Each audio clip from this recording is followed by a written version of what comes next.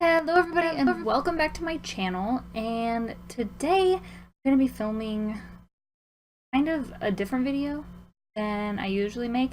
I've actually been wanting to do something like this for a while, so yeah. First things first, you might notice that the background's a little bit different, and that's because it is. I'm finally back in my dorm, so that's why you see like towels and a fridge and like part of my bed and like closet and stupid shit like that. Today I wanted to talk about the new YouTube rules that have just been rolled out about monetization and channels. Now, if you don't know already what is happening, previously YouTube required 10,000 public views in order for you to apply for a YouTube partnership, and if you got accepted, that meant you could put ads on your videos and start making money off them. But in all honesty, even with 10,000 public views, they're not going to be making a living off that, so it's not, in my opinion, getting the YouTube partnership isn't about the views, but whole different spiel. But anyway, so they rolled out these new rules saying that you have to get 4,000 hours of watch time. That's a lot. I think a couple years ago they rolled out the new watch time statistic where like your ad revenue is going to be based on watch time or something like that. I don't know the analytics completely, but now it's based on how long people watch video, and you also have to have 1,000 subscribers. So from YouTube's website, they say these higher standards will also help us prevent potentially inappropriate videos from monetizing, which can hurt revenue for everyone.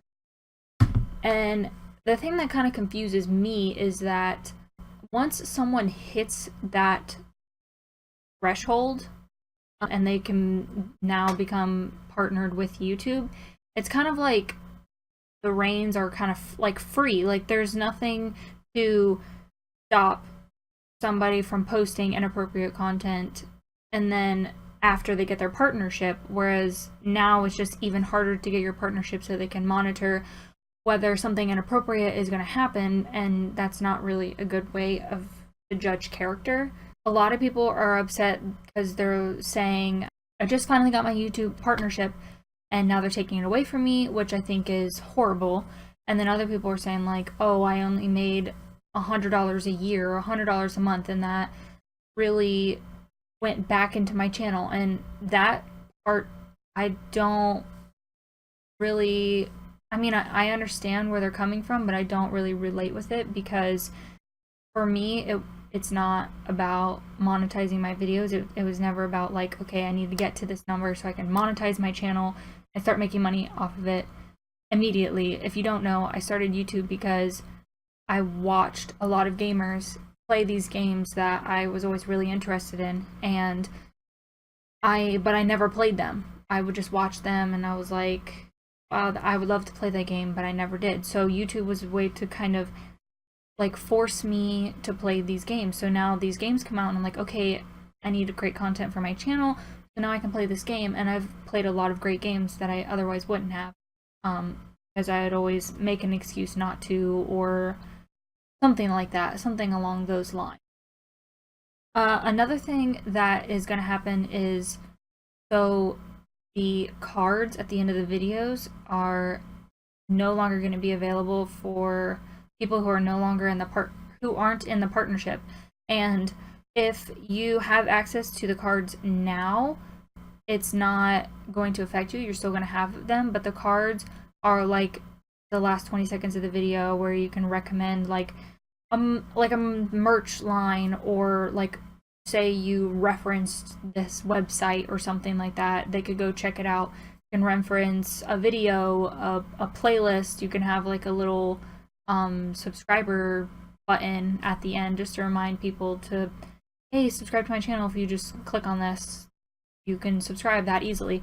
But I think it's gonna go into action like February 20th or something like that, and anybody who creates a YouTube channel after that date is no longer going to have access to those cards, which I think is also ridiculous. I don't understand why having those cards, what they do for ad revenue, I don't know. Just the whole thing is kind of confusing. YouTube also states in their blog saying, we also know that the bad action of a single large channel can also have an impact on the community and how the advisors view YouTube. And I think we all know who they're talking about, Logan Paul and his whole controversy. And I think it's kind of unfair for them to restrict small channels just because of something that a bigger channel did.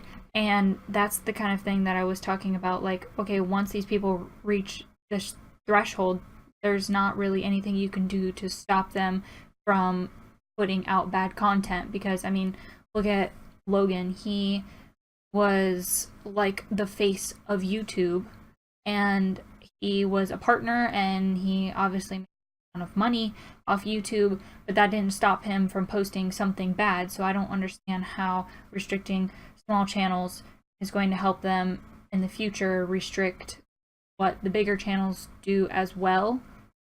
It just confuses me. But more kind of what I touched on at the beginning is that it's not about the money. It's about, like, YouTube doesn't promote channels evenly. I mean, just look at the trending page. Like, it's always people that shouldn't be trending. Like, you'll see videos that have millions of views within 24 hours and they're not on the trending page, but you see videos with 300,000 views on the trending page, and it's like, okay, why did this get on there over this other channel that has millions of views on their video that's clearly trending a lot more? That's because YouTube likes to pick and choose who they want, and if you don't have a YouTube partnership, then you're kind of invisible almost. So it's kind of a kick in the face to smaller channels for that reason, because not only was it already hard to get noticed, that now it's even harder to get noticed, and there's even more restrictions on how to start your channel. And I mean, look at my channel, for example. I know a lot of people who talked about they got 1,000 subscribers in the first year that they did YouTube. And I don't know, maybe I'm just fucking boring or something, I don't know. But I've gotten like 40 in the first year, which is extremely small. And I don't think it's most definitely not due to lack of consistency, because I post damn near every single day. There are some times where I would miss a day or two, and that's because I'm a full-time college student and I have family things going on, and I don't have all the time in the world to sit down and just like smash out like videos after video after video. And I also don't have a lot of time to sit there and edit, so that my videos aren't edited to the best that they could be, because I don't have that time to sit down and edit my videos. But now it's even going to be harder for me to get my channel out there, because it's going to take even more to get my partnership, because I have like a little over 4,000 channel views, and previously you only needed 10,000. So I was on my way there, and now it's just like, I think, because it's not 4,000 minutes, it's 4,000 hours, which is a shit ton.